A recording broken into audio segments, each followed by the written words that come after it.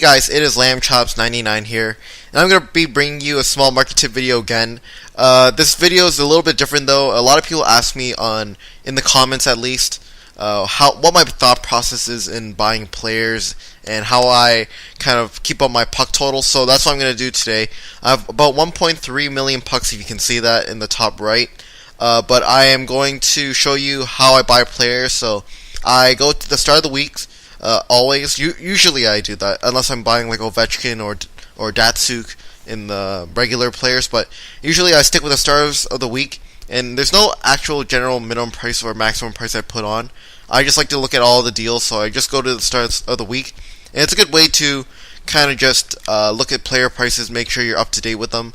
But what I usually do is I just scroll through the players and I just see if there's any good deals.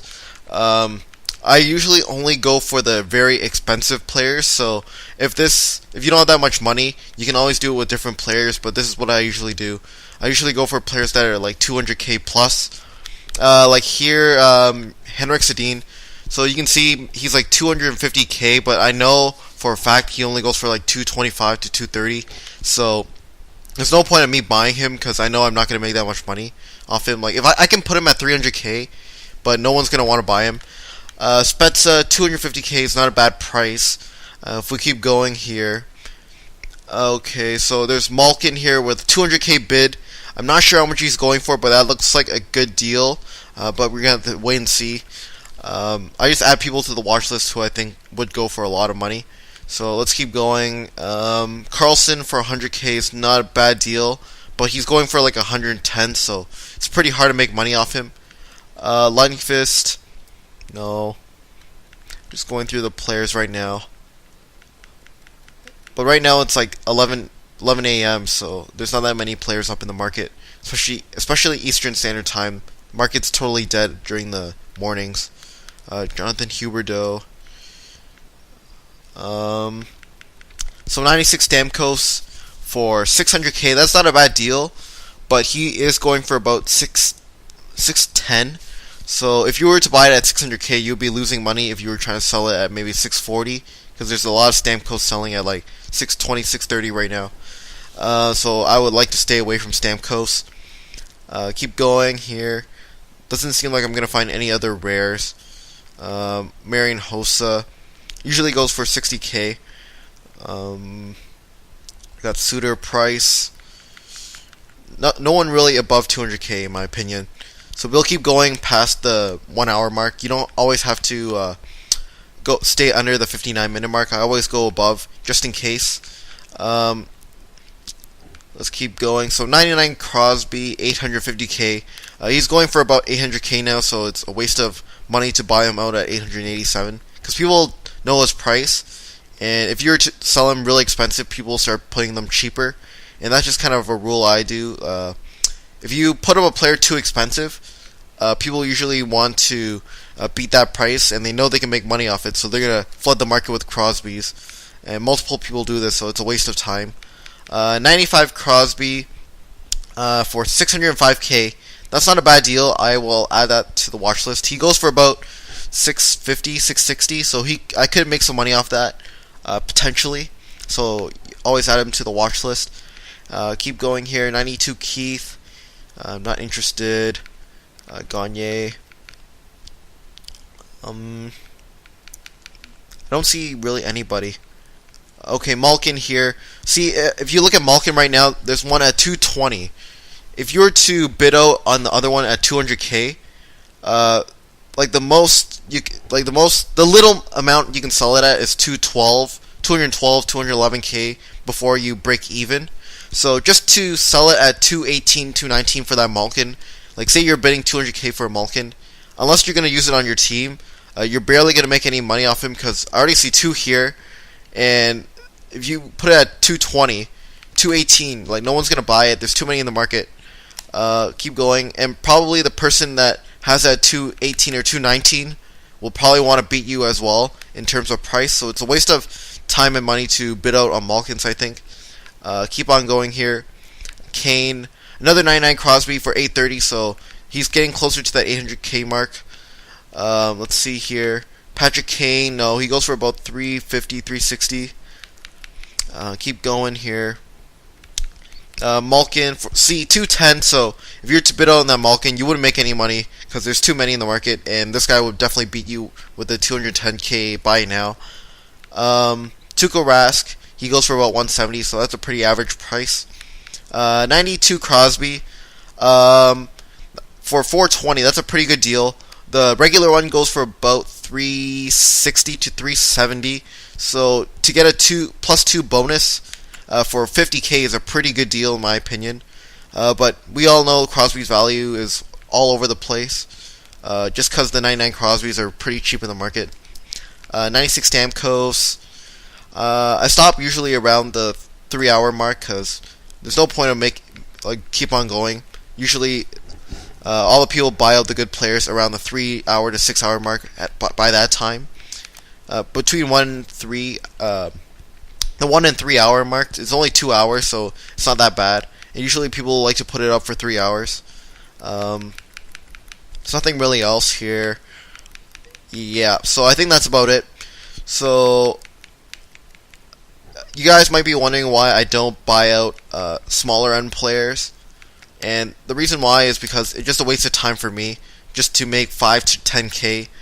Usually I have those small players in my trade block because they're usually trades from other people, and I get 2 or 3 for 1 trades where I break it down to smaller ones, usually worth more than what I buy for. But let me just show you my thinking process in this. So we can see Malkin is not a good deal to bid on him because there is one with a buy now of 200k. It's a waste of money, so I'm gonna just take him off the watch list because it's a waste of time. And then we got 2 more Crosbys here, so I'm gonna check the price of Crosby. So we got a 95 version and a 92 version, and I'll show you the price right now of what they go for and see maybe if it's a good deal. So go to Pittsburgh, 99 Crosby, 95 Crosby, so 610.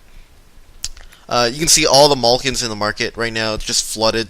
You see, I see 5 already, 210 there. So 99 Crosby.